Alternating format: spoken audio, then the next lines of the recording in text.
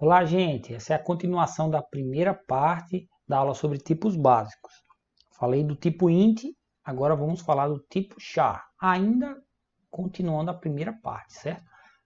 Então, o tipo char é um tipo novo, a gente ainda não tinha visto. E você declara variáveis com ele, escrevendo char seguido de um nome de variável, seguido de ponto e vírgula. Se for só a declaração sem inicialização do valor, é desse jeito. Veja que existe um padrão aqui. Parecido com variáveis inteiras, você primeiro diz o tipo da variável, depois o nome. E as regras para o nome da variável são as mesmas que valem para uma variável inteira. Quer dizer, você pode usar letras minúsculas ou maiúsculas, dígito de 0 a 9, caractere sublinhado, etc. Não pode usar espaço, não pode usar o hífen, certo? Então, as mesmas regras valem para variáveis de qualquer tipo. Talvez você ainda não entenda bem essa noção do que é tipo. Bem, o tipo diz quais valores aquela variável vai guardar. O tipo int guarda valores inteiros do conjunto Z da matemática. O tipo char guarda valores caracteres, tipicamente símbolos visíveis de texto. Quando você tem um texto representado no seu computador, ali é uma sequência de valores desse tipo char. Então, letras, dígitos, pontuação, como 2 pontos, ponto, ponto e vírgula. Cada um desses é um valor que pode ser guardado numa variável char. Mas também alguns códigos especiais, como aquele barra invertida N, que representa quebra de linha. Também o barra T, que representa tabulação, que é um espaço maior do que o espaço da barra de espaço. O objetivo principal não é guardar um valor numérico. Então aqui está um exemplo, com duas variáveis char declaradas. E nesse caso eu declarei e já atribuí valor. Você pode declarar e colocar um ponto e vírgula aqui, mas nesse caso já está recebendo um valor inicial. A gente chama isso de inicialização. Declarei a variável e já inicializei, atribuí o valor inicial. Bem, um char guarda algum símbolo, né, textual. Então, como é que você indica que aquele valor representa um símbolo? Você coloca essa aspa simples no começo e no fim do símbolo que você quer representar. Então, essa variável aqui vai receber o símbolo A minúsculo, especificamente o A minúsculo. É isso que vai ficar guardado na variável C1.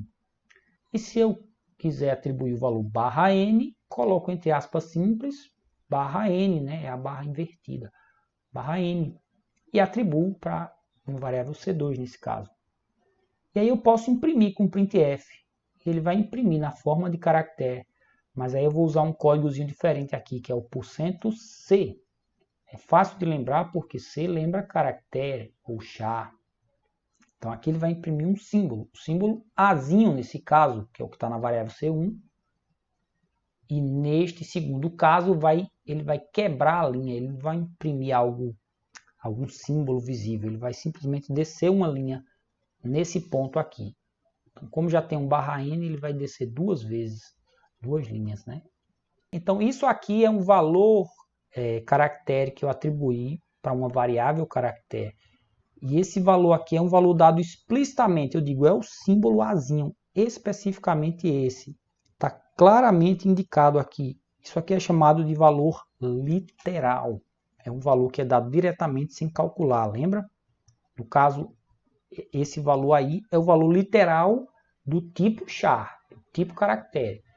Existem várias maneiras de representar literais do tipo char.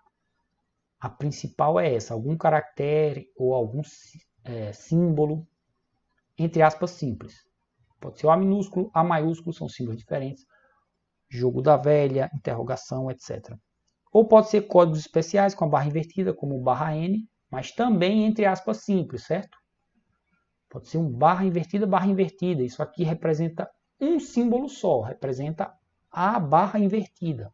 Se eu quiser imprimir essa barrazinha aqui uma vez, eu tenho que colocar ela duas, que é para o compilador entender, porque ela aqui é usada de uma maneira especial, para dizer, é um código especial. Esse código representa o quê? A própria barra. E aqui é um código especial, e representa o quê? Uma nova linha. N de new, de nova linha. new line. Só que você também pode atribuir um literal inteiro. Literal inteiro é diferente, ele não tem aspas simples. Essa é a diferença que você vê logo. Então você pode atribuir a uma variável char. É esquisito, né? Porque ela foi criada para guardar símbolos, e aí você atribui um valor numérico, mas eu vou explicar como é essa conversão, certo? Existe uma conversão aí. Bem, o tamanho, qual é o tamanho de uma variável char? É fixo, independe do compilador. Independe. Ela ocupa 1 byte sempre. 1 byte são 8 bits, 8 informações 0 ou 1. Então, uma variável char pode receber um valor inteiro e pode receber um valor de símbolo, né? Um valor com aspas simples.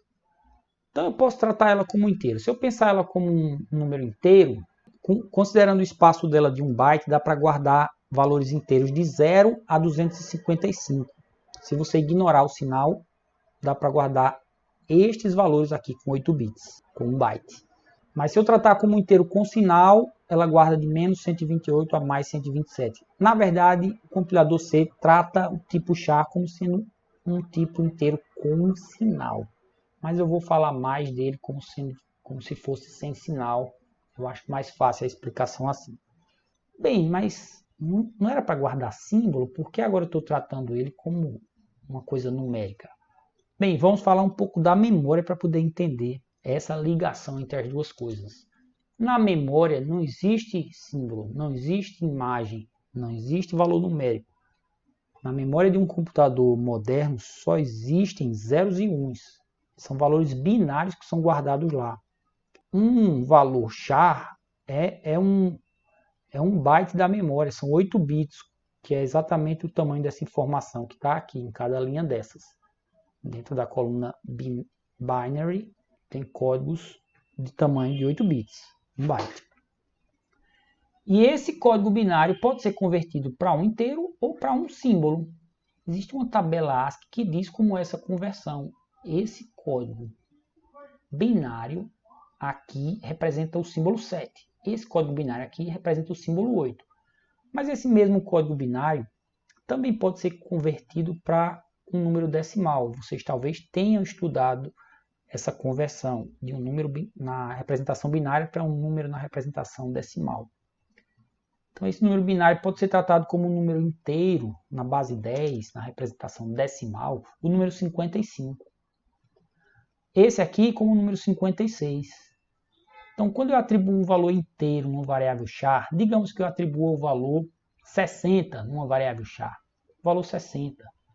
O que vai ficar na memória, na verdade, é este código binário aqui. Quando eu for usar essa variável char como um caractere, se eu imprimir com printf%c, é isso que vai aparecer, é o menor que. Para a memória, tudo é esse código binário aqui, certo? Lembre-se desses detalhes. E essa tabela chamada de ASCII indica a conversão. Bem, o valor char, ele segue essa tabela quando você tem guardado na variável char algum valor de 0 a 127. Aí ele segue a tabela ASCII. É padrão. Em qualquer computador, em qualquer idioma, em qualquer sistema operacional, vai funcionar igual seu código C, se você estiver guardando valores nessa faixa aqui, de 0 a 127. Ou guardando os símbolos correspondentes da tabela ASCII. Né?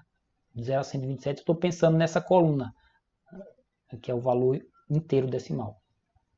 Mas se você atribuir qualquer um dos caracteres correspondentes, vai funcionar igual em qualquer sistema.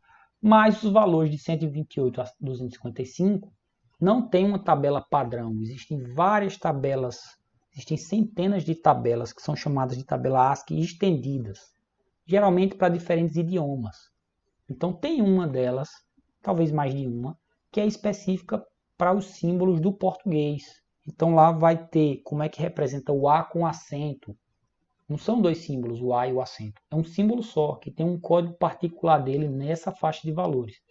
O A com tio, o E com circunflexo, etc. Então existe uma tabela ASCII estendida para o português. E tem como configurar isso no código C. Você configurando no seu código, você garante que seu código vai funcionar igual em qualquer máquina. Se você não configurar, pode ser que você rode numa máquina e os seus caracteres com acento funcionam, Aí você pega esse código, compila em outra máquina, seus caracteres com acento não funcionam. Tem esse risco, certo? Então isso conclui, certo? Nós vimos os tipos básicos int e char em 2 vídeos separados para ficar melhor para vocês assistirem.